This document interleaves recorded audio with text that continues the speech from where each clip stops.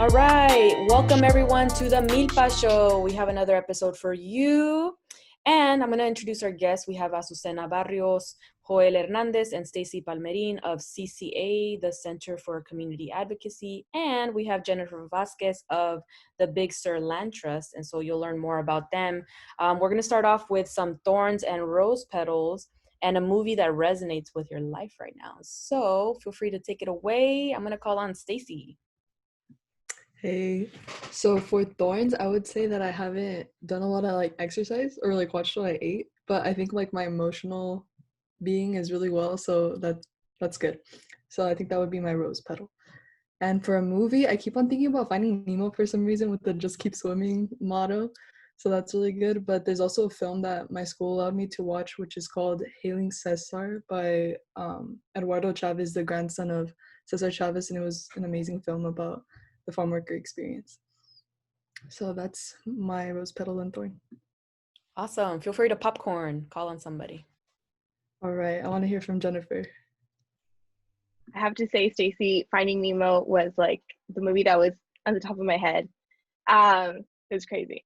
Yeah. So I think my thorns would probably have to be just all the uncertainty that there is right now with everything in the world. Mm-hmm. But my rose petals is that we have all this extra time now in our days and in our lives to really connect with the people around you, whoever you're sheltering in place with, and just getting to really know each other. And I have more time for myself. I've been doing a lot of painting, reading books, and so just enjoying all this extra time. And appreciating it, because we're going to look back one day and say, remember when you could just read a book all day? And we're going to miss it. So, yeah. And then we'll go to Joel. All right, buenas tardes, everybody. So creo que my thorns has been my grandpa. He's been going through some health issues, but también him and my grandma are at little stages of Alzheimer's. So I think that's one of the things that's been pretty hard. We went through it with my great grandma. So it's really hard disease. So that's been my thorn lately. But my rose petal is that my sister just had her baby 3 days ago. So that's been awesome. Just the cycle of life y todo lo demás. And the movie that continues to resonate with what's happening is this really awesome movie que se llama Live Twice, Love Once. It's about a grandpa that is going through Alzheimer's, and the family is trying to cope with how to deal with it. So it's a really good movie. So that's my introduction. And I think we have Azucena. Yes, so for my thorns, it would be keeping up with multiple schedules with the whole distance learning. So my sisters, and it's kind of being hard, but my rose petal is that I'm able to spend time with them and be there for when they're frustrated. So I can be a shoulder for them and be there when they need help with that. And well, the movie I'm thinking of is Grease. I really like the musicals, so it takes me back to think of when we were able to hang out with other individuals and gather together as a group, and it's pretty fun. So that would be the movie I'm thinking of, and I'll hand it over to Rosa. That's beautiful. Thank y'all for sharing. I appreciate you. I will say in terms of my thorns, just coping with anxiety. I've been dealing with anxiety for a long time, since I was a teenager, and even before I knew even what anxiety was as a kid, right? And so just being able to cope with that in healthy ways. And I would say my rose petals are having resources such as I started training with my cousin in the mornings on Tuesdays and Thursdays in very morning, 5:30 a.m. And so that's definitely a rose petal, just because it helps me to cope with that anxiety. And potentially I'm going to be doing boxing later today, and so that also helps me too. I would say the movie, thank y'all for sharing your movies. I would say the movie that I'm thinking about that I was really kind of churning in my head, what movie really resonates, but I really like The Little Prince. And I know it's a book. I haven't read the book, but The Little Prince, I saw it on Netflix. It's like the more animated version. And that movie is really cool, or just like the book or the story is really cool, just because like I think that the takeaway is just being able to honor your needs as a child, right? Like, what did we want to be when we were children? You know, what dreams and goals did we have? And like sometimes when we get older and become adults, we have all these responsibilities put on top of us, when sometimes we forget. And so The Little Prince kind of reminded me, and I definitely cried during that movie too, so that was something. But with that, we're going to get started with just some questions. So if you can tell us a little bit more about how you came to be connected with CCA for the CCA fam, and then with the Big Sur Land Trust for Jennifer. We're going to kick it off with Jennifer. And if you could also tell us about your respective role at CCA and at the Big Sur Land Trust, so that our audience can learn a little bit more about who you are and what you do and what your organization does. So feel free to take it away, Jennifer. Yeah, thanks, Rosada. You said I'm Jennifer Vasquez. I am the Conservation Programs Assistant for Big Sur Land Trust. Big Sur Land Trust is a nonprofit organization with the beautiful mission of inspiring love of the land throughout generations and to everyone in any geographic location. And for the past 40-something years, the organization has been conserving lands throughout Monterey County. I think primarily it was in Carmel and Big Sur areas, but over the last decade, there has been an organizational shift towards really focusing on who we are conserving lands for, and why are we conserving them, and who's enjoying the lands. And so we really started to focus on community projects, and a big phase of that have been our summer programs that we have in Big Sur, as well as in Mark's Ranch, which is right next to Toro Park here in Salinas. And so these programs really kind of kicked off my journey with the Land Trust. When I was in high school, I think it was my junior year, so maybe 2013, I was working for a youth leadership organization here in Salinas through my school. And we did a staff retreat, and my organization partnered with Big Sur Land Trust, and it was Big Sur Land Trust's first year of doing a 3-day, 2-night camp out in Big Sur in a property called Glendevin. And we did a staff retreat with them, and we didn't get any information before going other than bring a change of clothes, a towel, your toothpaste, and we're going to Big Sur all in one van. And so I didn't know what to expect, but it was part of our job. So we all went, loaded in vans, and to my surprise, we were in this beautiful property, and they took us on this 3-day journey of connecting with nature in ways that are not about studying plant ecology or environmental science and off of a textbook. It was just about experiencing the outdoors, and that really resonated with me. As an individual, I at that point didn't have a lot of outdoor experiences. My family stayed pretty local in Salinas, and because there's kind of a lack of open space in Salinas, we didn't have many places to go to. And so Big Sur Land Trust was kind of this gateway into the great outdoors. And I really fell in love with the mission of just connecting youth from different areas of Monterey County, including Salinas, Castroville, Greenfield, Soledad, and many more, and just bringing them together in this 3-day, 2-night camp, and just allowing them to experience the outdoors in very natural ways, all together, creating those bonds of friendship. And so after I did those camps, or that camp, I did it twice. The summer after my junior year, and the summer, I think, after my sophomore year as well.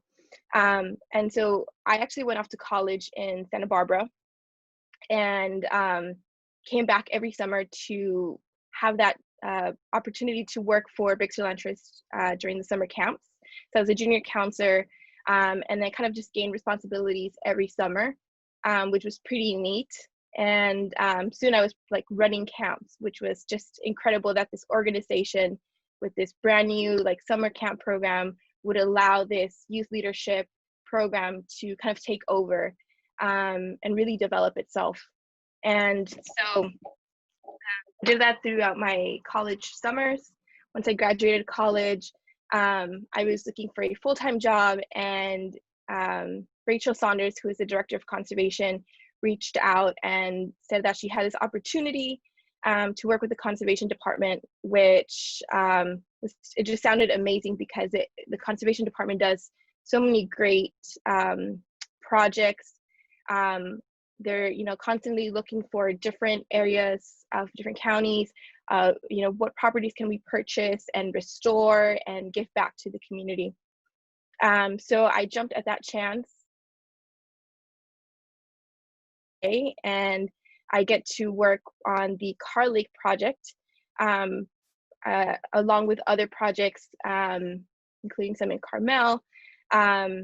So I get to work with CCA on this project. CCA is,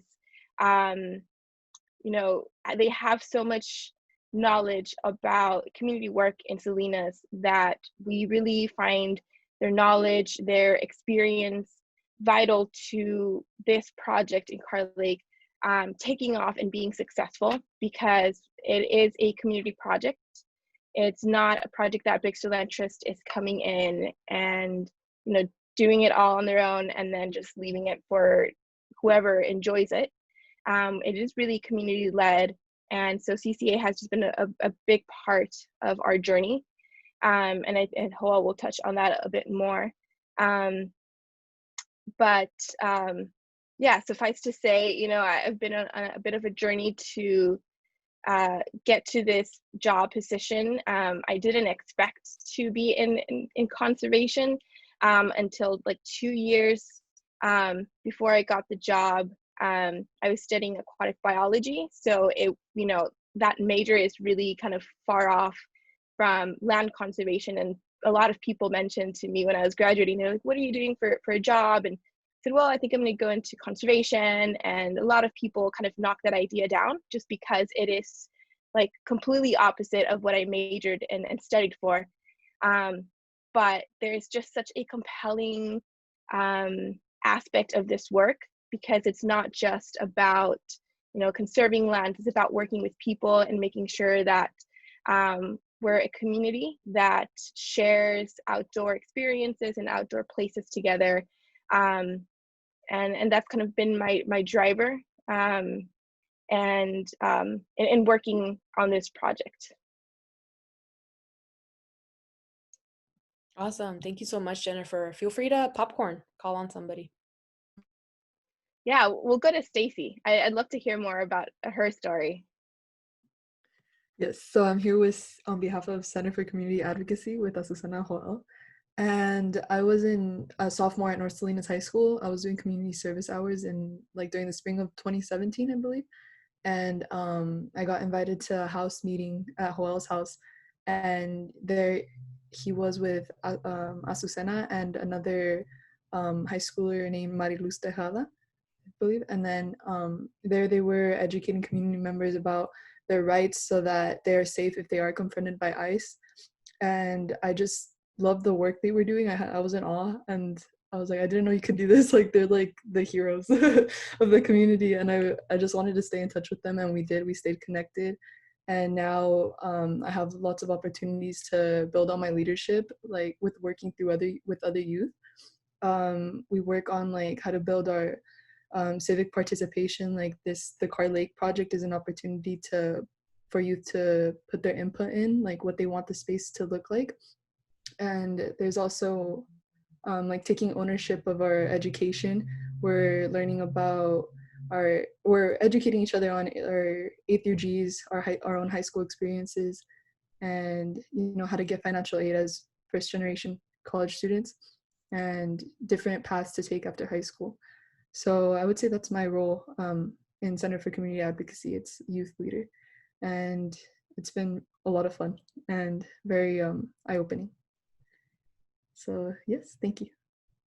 Oh, I'm currently attending Cal State University Monterey Bay, and I want to go into like teaching because my heart's really in the education realm, but I love the community work too. So those are like my two loves. So I'll pass it on to Azucena. So, hi, my name is Azucena Barrios, and I am the youth organizer at the Center for Community Advocacy, also known as CCA. And well, I've always been the type of person to be the shy one in class and be low on radar at school, so not getting involved in anything. And during my junior year, I was invited by one of my friends to start getting involved in an after school club, but at the same time I would be able to complete my community service hours. So I said, oh well, that's amazing, I get to meet new people, kind of go out of my comfort zone, but at the same time I'm completing my community service hours. And at that point, I was just thinking of, okay, I'll go into the program and I'll just get my 60 hours over and done with, and I'll say bye to all of this. But I became more involved in the after school program, and then especially with the organization. And during one of our retreats, I actually met Joel Hernandez, who was working for the Center for Community Advocacy, and he mentioned that he was thinking of starting a youth group. And I thought that was pretty amazing because at that time, there weren't many youth groups I knew about or that focused on actually gaining youth input and having youth be the voice in the community. So I thought that was pretty cool and amazing. So I decided to give it a try. And at that point, I was actually thinking or believing that I was gonna pursue a career in being a doctor. So that was my mindset. But as I started getting more involved in the community and doing this type of work, my idea changed because I really got the passion to continue working the community. And the main reason why I wanted to become a doctor is because I always wanted to do something for my community or find a way that I could help others. But after getting involved, I saw the potential and all the great work a lot of these organizations are doing in the community. So I decided that I wanted to switch from actually becoming a doctor to study political science, because I felt that way I would be able to branch out to different careers and actually do a job that I could invest in my community. So I really like the work and I decided to continue being involved. And soon after, actually last year, I got an invitation to apply for this new position that was being opened at CCA. And at first, I was still not fully confident because I felt like I wasn't prepared, but I decided to take a chance, and I was able to join this family, which I'm really glad. And now I am running the youth group that I first started in, which I think that's amazing because I get to continue doing something that I've been doing for a while, but I also get to continue to learn from the youth and continue investing in the youth, since I feel they have a lot of potential and they get to also have a seat in the community and be able to give input. So that's what I've been doing here at CCA since I started working. And well, we've been also working on other projects, which one of them is the Carr Lake Project. And I really think it's a great project, and I've got to learn more about nature and appreciate it, because being honest here, at first I wasn't really one to really like to be outside, just mostly at home hanging out with my sisters, probably watching some Netflix. But after continuing doing this work, I really continue to see how beautiful nature is and admire all its beauty. So that's what I've been working on and how I got connected with Big Sur Land Trust. And then I'll hand it over to Joel. Yeah, buenas tardes, everybody. So my name is Joel Hernandez Laguna. Just a quick background about me. I was born in Michoacán, Mexico. And when I was 5, my mom decided to take this journey to reunite with my dad in the US. It was a long journey. It was 1,637 miles to the border. We lived in the border for 6 months because we couldn't cross. And my family has always been farm workers. Siempre, my mom still works in the ag industry. My dad works in the ag industry. And so I come with that background of always doing work around farm worker families and improving, the housing, the health conditions, and the conditions for youth. When I went to school locally. I lived most of my life in East Salinas. I lived on most of the streets known in Salinas, Market Street, Hebron Street. And for 17 years, I lived in Acosta Plaza. And when I was living in Acosta Plaza, that's when in 2010, I heard about the Center for Community Advocacy, and they were partnering with this initiative called Building Healthy Communities. It was an initiative by the California Endowment, and I got invited to a training, a power analysis training, and at that meeting, it just changed the way that I was thinking about community and social change and social justice. I discovered that there was a way that residents and people can build their leadership to make changes in their community, and that really blew my mind. And I started volunteering for the Center for Community Advocacy. I used to work at a golf course up in Carmel Valley, and I think that's where my passion for nature también grew.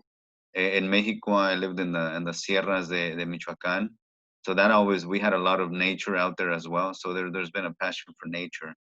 After a year of volunteering at CCA, the organization, similar story to Jennifer, Azucena, and Stacey and myself, is there was an opportunity to volunteer and to make an impact in my community. And then they offered me an opportunity to come and do this work full time. And I was pretty hesitant because I liked working out in nature, but at the same time, I said, here's an opportunity for me to change part of my community and take that leadership role. So I decided to take, and that's been 8 years now. And one of the things that I love about the organization is our mission. Our mission is to form and lead community-based groups where families can build their leadership, develop their skills, and make impacts in our community around housing, around health, and around education. So for 30 years, CCA has helped around housing, making sure that families are living in good, up-to-date code conditions, that they're habitable, that the landlords are respecting families, that people know the rights and the responsibilities and obligations that landlords have. Our Promotores program, where we talk about mental health issues, where we talk about obesity, chronic diseases, and how to prevent all those chronic diseases that affect our farm worker and low-income families. Rosaura, when you mentioned anxiety, it's a few moments ago, about 3 years ago, I had my first anxiety attack. And it was really helpful to know that there were services out there that helped me cope with that. And it's harder for men to say, oh, un ataque de pánico, or in my case, pero, it's mental health issues that also we focus at CCA. And then the last one is our youth program. And, seeing the leadership that's grown out of that program, in this meeting, you have Stacey and Azucena, and others that have gone through this program that are now, leading a lot of this work. So I think that's our vision for the organization, is that we're developing leadership that is taking actions and is developing plans, and that we're engaged as an organization in developments like the Carr Lake and others that are going to impact, youth, families, children's lives in the next generations. So that's a little bit about me and about the organization.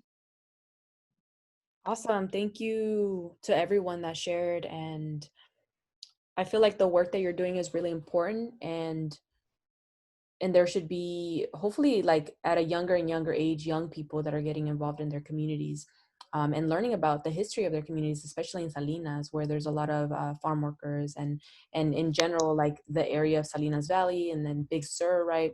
That being originally indigenous land, and how do we make sure that we let the youth know that history so that they can understand and they can partake, right? And so within that vein, why is the work that you do at CCA and at the Big Sur Land Trust crucial to you from your perspective? What does it fulfill within yourself? And you might have already touched on this in your intro, but if you can go a little bit deeper into that work. And I'm going to go ahead and call on Azucena. You can take it away and then popcorn from there. I feel this work is crucial because as it's been mentioned, there are not many open spaces. And growing up, when I was deciding on where I wanted to go to college, I would hear a lot of students be saying that there's not much to do here in Salinas, so I'm just happy graduating and leaving this town and heading off and making new experiences somewhere else. So having these projects and investing in the youth, I feel is very important, just because we get to have more developments where families can go out and have places to go. And from what I can think of, the closest park or big open space area we have is Toro Park. And many of our residents unfortunately struggle with transportation, so they have issues being able to have places like that and actually go ahead and be able to go there. But having places closer to home, that they're at a walking distance or that there's actual transportation closer that they can get to, is really beneficial to everyone. And I feel everyone would benefit from a park, because that's a place where you can go and gather and learn new things. You also get to engage with other individuals and get to hear from them, and you can build friendships and different bonds. So I feel that's why this work is very important, and this new development. And I'll popcorn to Stacey. As for the work that I participate in CCA, I think that's crucial to me because it's really important that youth take ownership of their community, because I think that the leaders of Salinas should look like the people who live there. And I see that a lot within the organization. As for the Carr Lake Project, once I heard it, I was like, yes, I want a park in the middle of Salinas. That would be amazing. Because I go to Fort Ord to like get my air and like hike and stuff like that. So to have a walking space right in the middle of Salinas would be great. And that's like accessible to my family members who also live in Salinas, and we can meet up there and have it be just a great space to connect with each other and with the nature. So yes, I think that that's why that work is crucial. We're all in it for Salinas, so I feel like we all love our city, and it's crucial to love where you come from. I'll popcorn it to Jennifer. Yes. Yeah, so I think for me, this work kind of has a couple layers of why it's important to me. Just thinking back to when I was a kid growing up, I also grew up in East Salinas, and I was always that kid who wanted to go places. I wanted to discover new things. I wanted to have fun outside of my house. And my father has always been working, including Saturdays, so we only really had Sundays to all like relax and wind, but my unwinding and relaxation looked completely different from everyone else in my family who wanted to kind of be at home, rest, take it easy. I was always wanting to like, let's go to the ocean, let's go to this like state park or whatever. And my parents were tired, and I have 3 older siblings, and so we were all a handful, I'm sure. And it always kind of we realized very quickly, or at least I did, that there was a lack of beautiful family-oriented open space areas within the city. And my parents weren't really inclined to drive 40 minutes to go to the beach every weekend. So growing up, I was always feeling that lack of places to go, places to enjoy with friends, family. And that kind of always stuck with me. And so growing up, I in high school, I joined different outdoor education programs, found myself creating community outside of Salinas, in the things that I was interested in. And I would feel that disconnect between where I lived and where I did the things that I enjoyed. And that felt very weird. And I think for a time I was like of the mindset that I need to leave Salinas to be happy. And so when the opportunity to participate in Big Sur camps, and then work for them, for as a summer job, I started to realize that, you can build community around you by bringing people together, and sharing new experiences with them. And it doesn't always have to be like you have to be out in Big Sur on the mountains, overlooking the ocean to create this community. It can be created anywhere that, as a collective, you find beautiful. And so I actually started looking towards organizations that did that kind of work, where they started, I started doing beach cleanups. I started doing cleanups here in Natividad Park.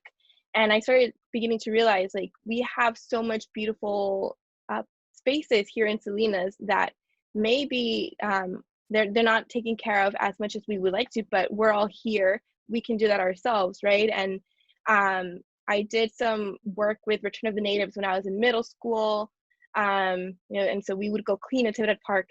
And that was kind of my first introduction to Upper Carr Lake. We did a cleanup there, and if I remember correctly, unless I'm imagining this, we saw a beaver out there in Upper Carr Lake, which just like was against everything that people had said about nature in Salinas and the ecology of Salinas. And so that was my introduction to ever hearing Carr Lake being spoken about. And so when Big Sur Land Trust, when I heard that they were purchasing Carr Lake, like something in me just like became so happy, and I knew that great things were going to come. And little did I know I would be working on the project. So like I said, there's multiple layers. One is, I always felt that disconnect of having areas and places and things to do in Salinas. So every time that I go out to Carr Lake for work, it's like this like aha moment of like, here it is. It's not transformed yet, but this is a place where we can all gather in the future and enjoy. And creating community, I think that's a big part of who I am today. I've through different outdoor experiences and educational programs, I've realized how important community is and how important friendship is. And if you're able to connect being outdoors and community together, like, to me, that's heaven. So the work that we do at Carr Lake, I'm always just ecstatic to go meet people, to work with youth, and share my story of how I was able to get this amazing job, because it wasn't super straightforward. And through some community engagement events, we've heard people mention how they've never been to this part of Salinas, because it is agricultural fields that are privately owned. They lived here all their life, but they always drove past it, but they never walked it. They share that they gain a new sense of ownership over their city, and that always just tells me that we're on the right track with this project. And then also we've heard from youth that they are interested in pursuing career paths that look similar to mine or to Azucena's, Joel, Stacey's, but also to different consultants that we work with. So later on, we'll talk about the park concept designs that we have, and what we can talk a little bit about the restoration of those designs. And those designs are inspired a couple of youth to go up to our hydrology and engineering consultants and say, how did you get that job? How do I go to college? What path do I follow to get your job? And so, this project is not only bringing outdoor experiences to Salinas, but it's creating this new kind of mindset of there's different types of jobs that we can follow while still being in Salinas and growing up in Salinas. So yeah, there's many layers, and I feel like I could go on and on about this, but I'll stop there, and we'll go with Joel. Yeah, so gracias, Jennifer. Thank you for providing that context. I think for me, it's crucial on a personal and an organizational level. At the personal one is because I grew up in Upper Carr Lake, and there's many benefits that I saw community enjoy because of the Upper Carr Lake. At the organizational level, I think this is the first time that the Center for Community Advocacy kind of collaborates this deeply with an organization that's traditionally grown in the peninsula. And as Jennifer mentioned earlier, a lot of their focus in the early years was in the peninsula side. So it's an organization that had a different point of view or perspective, and an organization like the Center for Community Advocacy that worked with farm worker families for 30 years, a social justice organization that empowers farm workers. So I think it was that important that two organizations that have different missions, that have different purposes, can come together to make sure that families in the Salinas Valley are benefiting from open space areas. So I think that at an organizational level, it's hard to see organizations partner like that for something that's going to benefit families. The other one I think is that we're looking at this change of land. For many years, the Carr Lake area was, native grounds. There was a lot of native the Ohlone, Costanoan native tribes were the owners of this land. And in the 1920s, and before that, a lot of those lands became farm worker family lands, and a lot of those these lands in Carr Lake were owned by Japanese and Chinese people. And now being able to transition those lands into to having access to all, and having farm workers access some of those lands. And then the other one is the space part. Everyone mentioned Salinas is an area that has is below the acreage per 1,000 residents. So I think in having 73 acres be available for families that don't have to travel outside of town, that don't have to pay out fees that are sometimes not feasible for families that are struggling just to meet the rent or meet food demand or meet now with the digital divide for pay for internet and stuff like that, that there's spaces that they can enjoy at no cost. And then the other one is the voices. I think one of the things that we want to make sure in this development that people's voices are at the center of what we want to move forward. And I think that's important because I think our approach at CCA and at the Big Sur Land Trust is that we don't want to come to meetings and say this is what's going to be developed. I think our approach has been, this is the 73 acre space that is available. What would you want to see there that would benefit you and your family? And that's how we started, and we've kept that all along. I think traditionally we would look at consultants that were from, we noticed that a lot of people here locally get consultants that are from Texas, New York, Chicago, and then they come and then they don't know anything of the background of the area.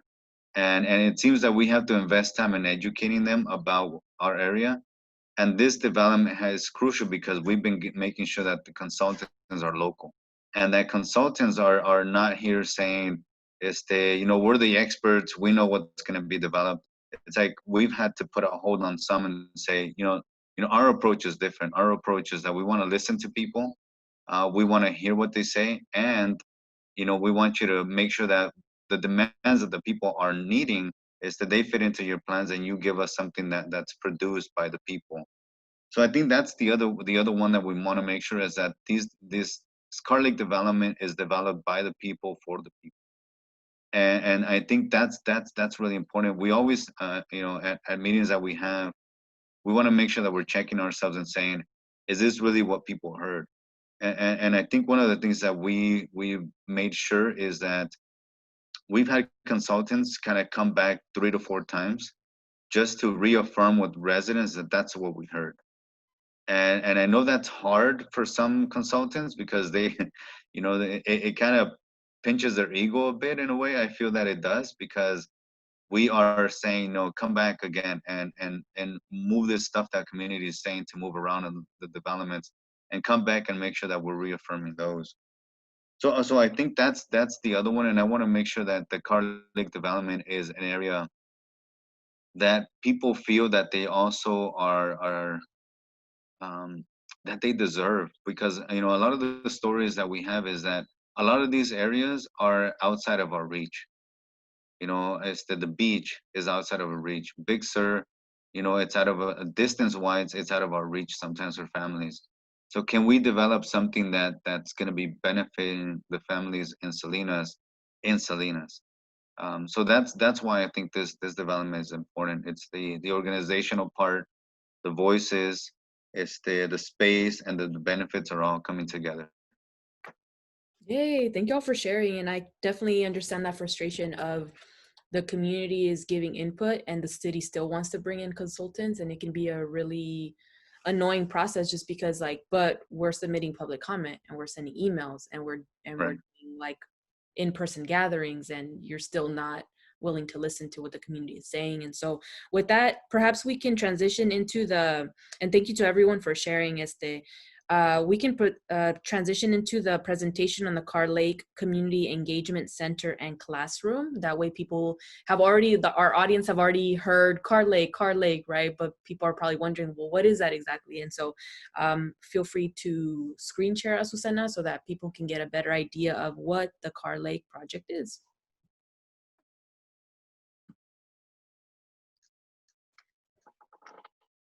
And Azucena, would you like me to share first so that I can show the maps? Yes, go ahead. Okay. All right, so for people who are watching this, you can see these maps, and for those of you who are just listening, we can provide links so that you can access these maps. So this first map right here is one of my favorites when talking about Carr Lake, because it really shows the location of the property and why it's so exciting. So if we see here, and I'm pointing it to it, we see like this yellow outline and this purple outline. And so this is Carr Lake Basin. And for those who are just listening, you know, Carr Lake, we usually talk about it as this donut. The donut itself would be the city of Salinas, so it's all around. And then the whole of the donut would be where Carr Lake Basin is. So right in the middle of the city, you know, you can see it's completely surrounded. And it's amazing that we have, you know, this land right in the middle that's not developed. And a little too blurry. And so this purple figure right here is the 73 acres that we refer to as Carr Lake. So these are the 73 acres that Big Sur Land Trust was able to acquire in 2017. What's really interesting is that the entire Carr Lake Basin has been owned by 3 Japanese American families since the 1920s. And recently they have been, you know, experiencing a lot of flooding issues. And we can talk a little bit more about that as we go along as to why it floods.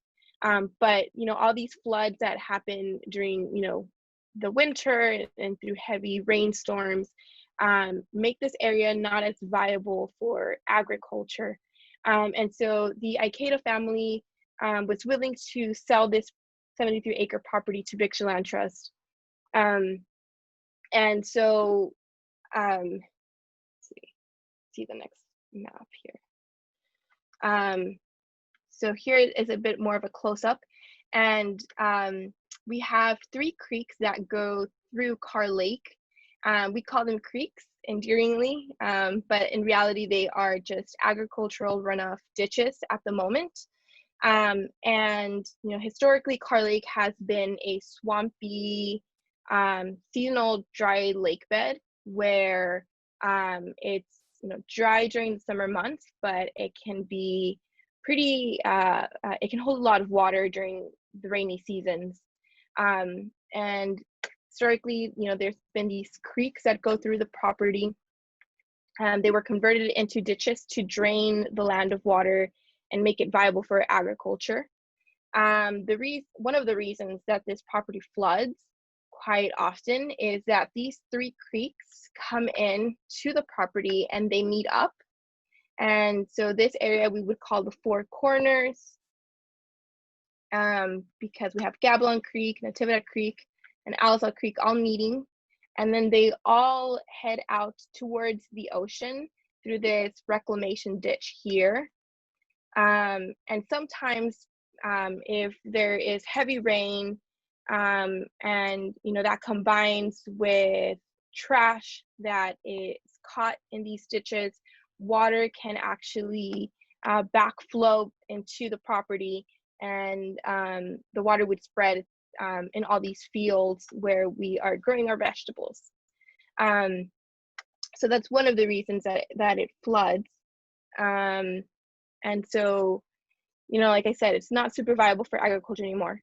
But it is great for a restoration project. So bringing back that kind of swampy wetland habitat that used to be here before this was all converted into agricultural fields. And that in itself is a great thing. And in addition, it will also allow for the land to work for us, in the sense that once we create, different restoration aspects to this area, there will be less flooding to the agricultural fields, and water quality can improve. I can show this like restoration map. So for those of you who can see this, we have this large seasonal pond that we plan on creating in the middle of the 73 acres. Water is going to slow down.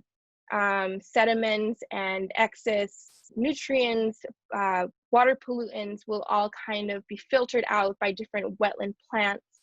And the way that we are choosing the different types of wetland plants that can be on here is by looking at historical text and looking at different historical biologist diaries that show what kind of plants were here before it was converted to agricultural fields. And so of course we are talking a lot about native plants that were used by Native Americans and indigenous tribes, like Joel mentioned, the Ohlone and the Cusnoans, and different tribes actually used, Salinas Valley and this area in specific, and to collect food, to create, tools. And so we actually created a native plant garden that is currently there at the property, and it has, different medicinal plants, including yarrow, which is great for stopping, it clots your blood up. So if you have a small cut, you can put some yarrow on that, and it helps alleviate that. There's other plants that help for stomach aches and headaches. And so Carr Lake is going to be this restoration and traditional park project that will provide benefits to nature and to ourselves as humans. We do plan on having different walking trails and biking trails that you'll be able to take your dogs on, that are also ADA accessible. So we're really looking for this to be, for the community as a whole, and for anyone to be able to access it.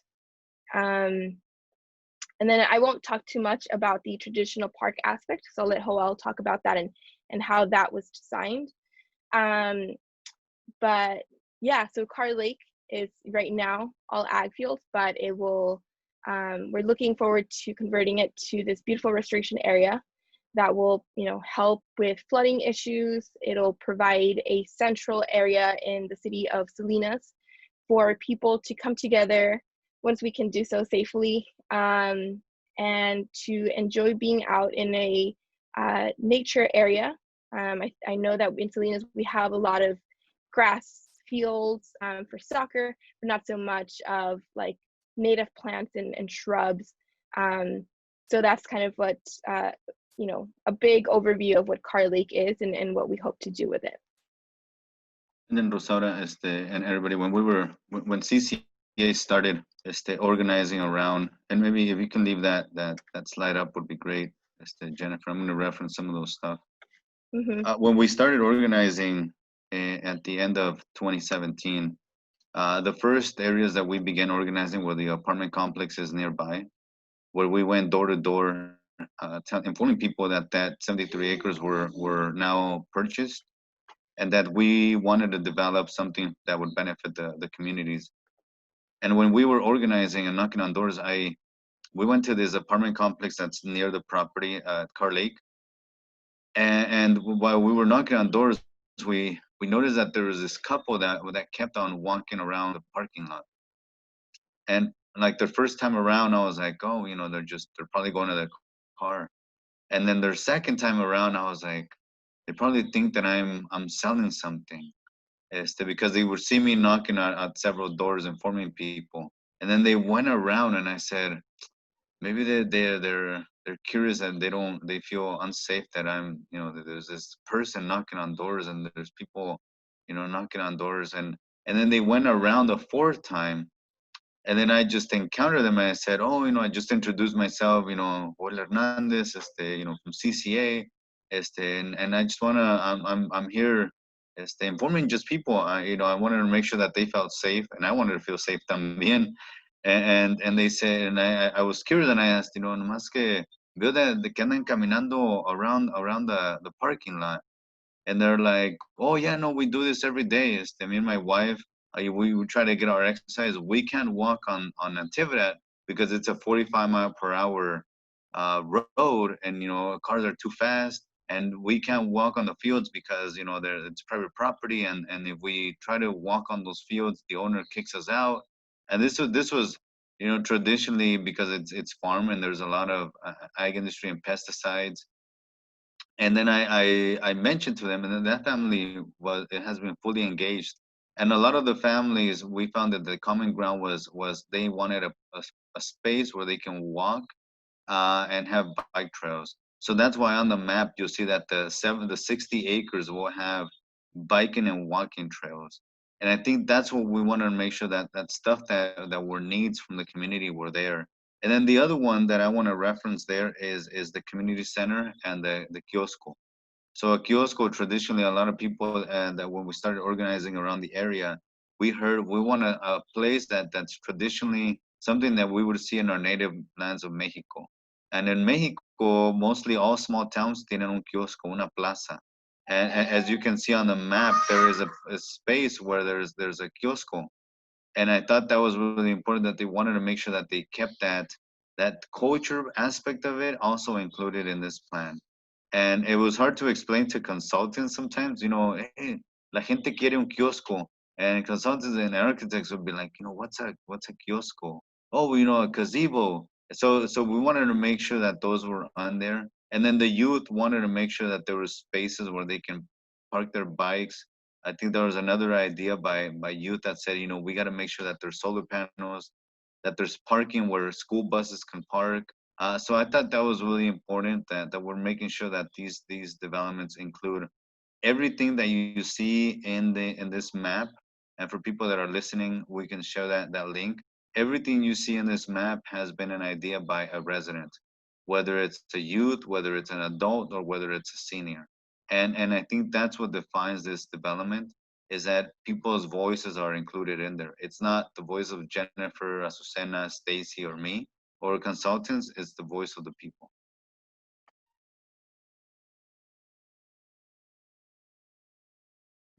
This is amazing. Thank you so much for sharing. It actually gets me excited about this being something that can be done in Hayward, right? The same kind of approach that y'all are taking.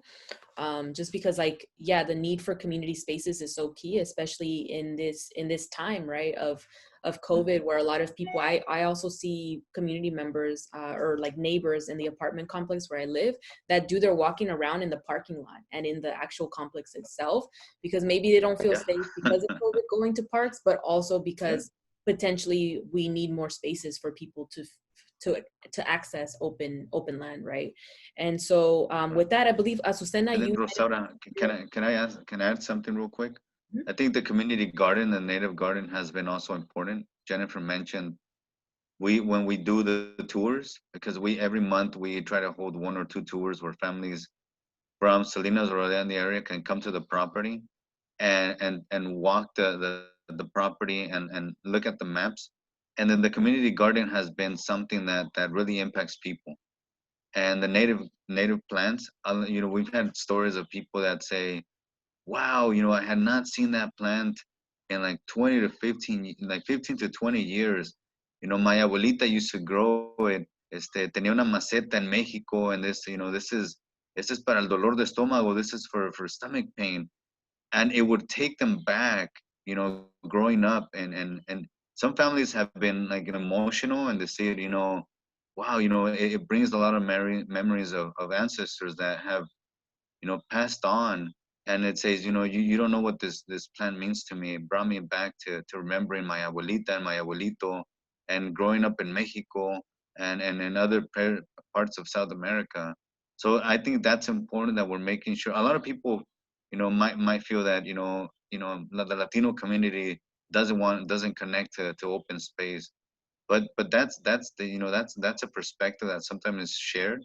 But I tell you, people, when they come out to the property and they walk it and they see the sunsets, and they understand that there's rivers that are and creeks that are in between the city that run water from the mountains all the way to the ocean, they're mesmerized, and they notice the importance of having open space areas.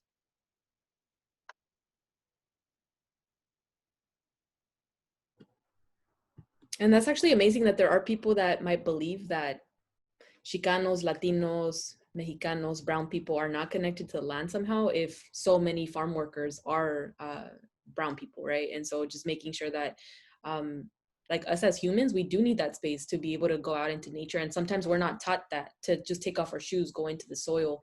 And so we need to, yeah, that's why I appreciate so much. I have so much respect for like y'all and like anybody that's doing anything to make the community a better place for the next 7 generations. So I just appreciate the presentation, and even just learning about the whole process of how do you make sure that you do have community input in creating an open space for the community. And so with that, I'm going to pass it on to Azucena. I believe you have some slides that you wanted to share as well regarding the Carr Lake Engagement Center and classroom.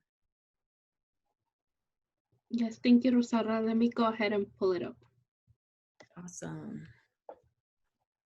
Pues muchas gracias. Thank you to the audience that is watching. Saludos to everyone. Hopefully you're doing well during this time.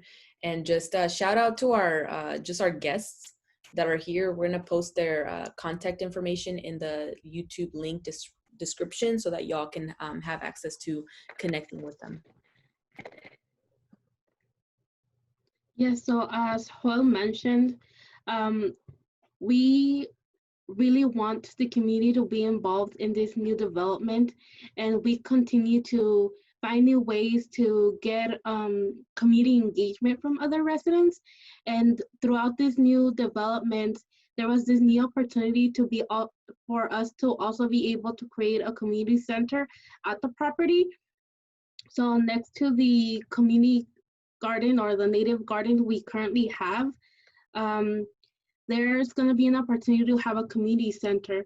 So usually the way we would do community engagement was having community-wide health meetings at the end of the year or through our tours. But currently, because of the situation we're currently facing, this doesn't seem something that will be possible. So what we ended up doing was working with Belly Architect, which are the architects who will be designing this new facility. and with CCA and Big Sur Land Trust to be able to develop a survey we can share with individuals, and they can fill it out so we can get their input, for them to be able to decide what they would like to see in this new facility, as our community knows best what are the necessities or what resources we would like to see in it. But this is currently what we're doing. But as Joel also mentioned, we are also currently having Carr Lake tours, and this is a great opportunity for individuals to come and visit the property and kind of visualize what the park would look like. And we've seen that it's also a place that people can unwind and go unstressed. So we do want to open that opportunity for individuals who are interested in visiting the property.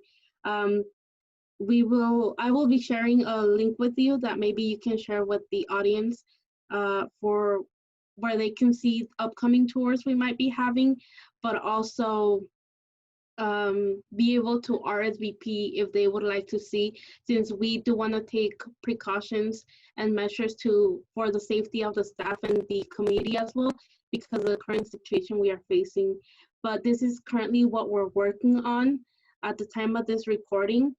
Trying to get input from the community on this new design, but we look forward to continuing to work with the community throughout the process for them to be part of it, since we've seen that volunteers that have been volunteering in whether it be weeding events or coming into the property, they have a connection to the project already. We've had, for example, Marisela Alvarez and Elias Pineda, who are a son and mom duo who've been part of this new design since the beginning. And they always look forward to coming to the property and participate, and for this property to start expanding because they see it as a place other families can come and visit and engage and unstressed as well, since they've also seen that during the tours, when new families come, sometimes they come to the property, and at the beginning of the tour, they kind of feel tense because they are dealing with situations at home or stressors. And once they're off of the property, you see the joy in their face and how they feel more relaxed. Well, we've also seen that when individuals come and visit the property, there's this engagement within families, and they leave being friends and wanting to connect outside of the tour. So it's just really great experiences when we see these families coming together and learning more about the property, and just hearing about the community, how they're throughout the engagement and how they're being part, they already feel that connection with this new development, that they feel that their voices are being heard. Yeah, and if you can leave that slide up, Azucena, sorry. I just want to add a couple of points to what you said.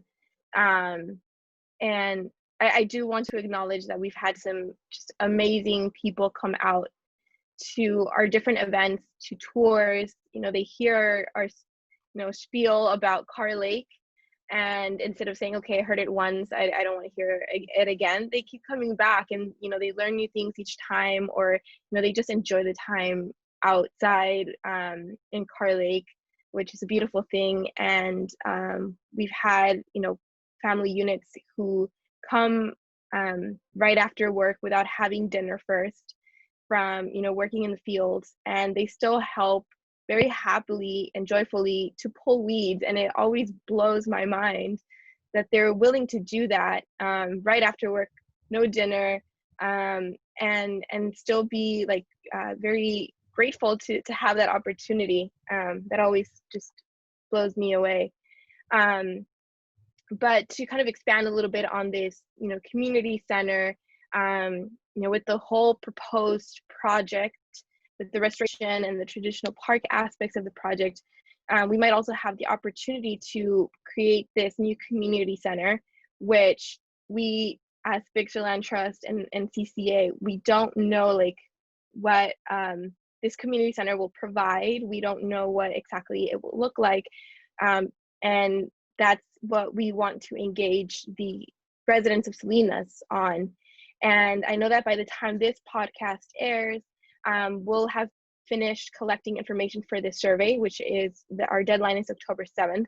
So we've had, we're gonna have a whole month to collect feedback and input from people as to what they want to see on this building. We've had so much response already from the community. We have more than 100 surveys submitted within a week and a half.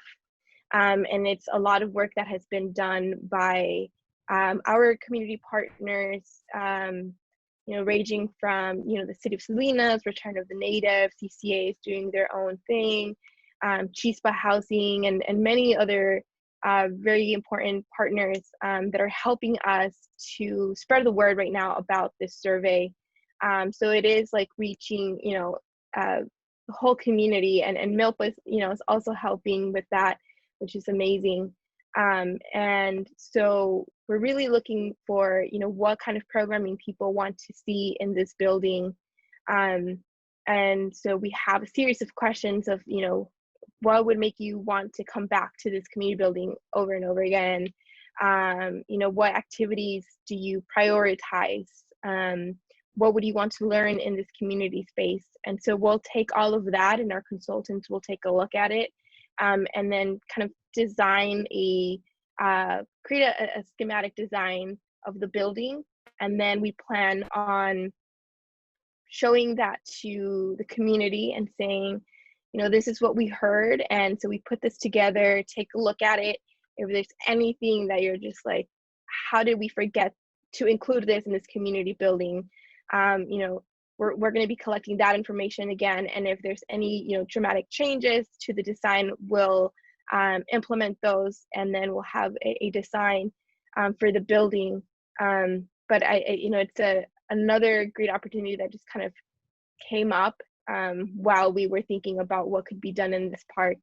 And so while, this image of the design, including the restoration and traditional park and building areas, these are all kind of, they're not final designs, because things might change as, the city reviews our application, or as we go along, if we realize like, we need more space for something else, like let's change the design a bit. We're keeping that kind of open, and we're still able to do that, but we're not planning on completely redesigning the park. Like Joel said, this was all from community input, and we want to respect that. And in different community meetings and events that we've had, we've explained why certain things made it into the park design and why others didn't. And just to give an example, after our first concept design, we realized that we needed more parking space, because we heard from residents like, that's not enough parking space. A lot of people will be going to this park.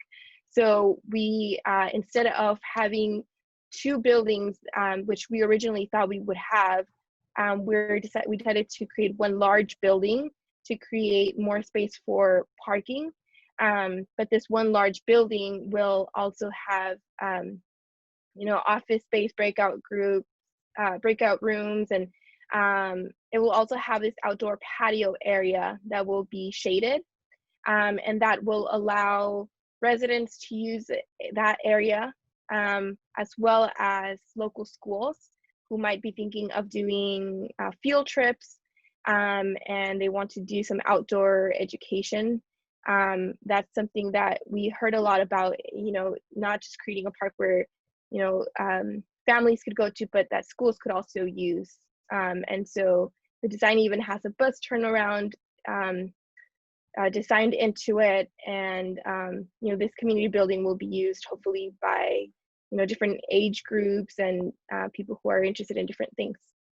To wrap it up, and I think for the call to action that we're looking at a campaign right now. We're in a campaign where we're trying to reach as many people as we can from all ages to complete this survey. We're also going into different Zoom calls with several schools around the area.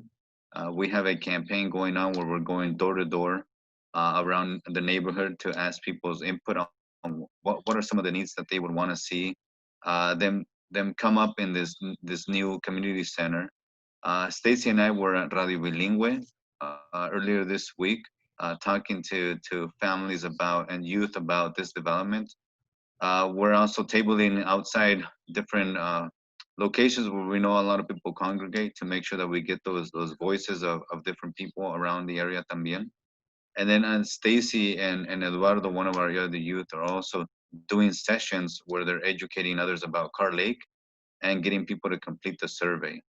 And then, so that's a little bit about the campaign that we have to making sure that people continue to voice their opinion. So that's a little bit about what's happening with this next phase. And I think one of the things that we continue to hear is that digital divide, that this location has access to Wi-Fi. Orale. Thank you to everyone that has shared, and Joel for providing the call to action. If y'all want to share, Stacey, Azucena, and Jennifer, just your own calls to action to, if you want to add on to what Joel said, if you have something different, but what is your call to action to the youth of Salinas, to the community members of Salinas, especially when in regards to the Carr Lake project that y'all have been working on for a long time? You know, what is that call to action to, again, like the people of Salinas and Monterey County, for them to take all the information that they've heard in terms of like seeing the maps and hearing the presentation and understanding a little bit more about the survey for the community center, like what steps can they continue to take to be engaged? And we can start it off with Stacey. And you could popcorn to Azucena and Jennifer. So my way of staying engaged is to stay in touch with CCA. So if you have not been involved yet, I think a great way is through Instagram, following their page on Instagram, so that when they post things, you can know what's going on with both the Carr Lake Project as well as any other projects you'd like to get involved in. And I'll definitely be posting on Instagram too, whatever I can to get the word out about these different projects. And should I provide it with the handles? Yeah. Okay. So mine is at Stacey, STACEY PLMRN. It's just my last name without the vowels. And then for the Center for Community Advocacy's Instagram, it is, it is exactly that, Center for Community Advocacy. So those are the two Instagrams that I know a lot of youth like to stay in touch and updated with projects through Instagram. So I would advise that. Yeah, I think the other thing is, if you're interested in coming and touring the 73 acres, you can definitely reach us on Instagram. You can also reach us at our email, which will be posted also with this link to this podcast. It's jhernandez@cca-viva.org. And Azucena, you can reach me or Azucena to come on by. We want to show you the tour around. We want you to see what we've been talking about. We want you to see the future of Salinas, the 73 acres that are going to change people's health, people's lives, and just make it a safer and better place for people to congregate and have that amenity that many others enjoy. So that's our call to action. Our call to action is we challenge you to come to Carr Lake and for us to show you around.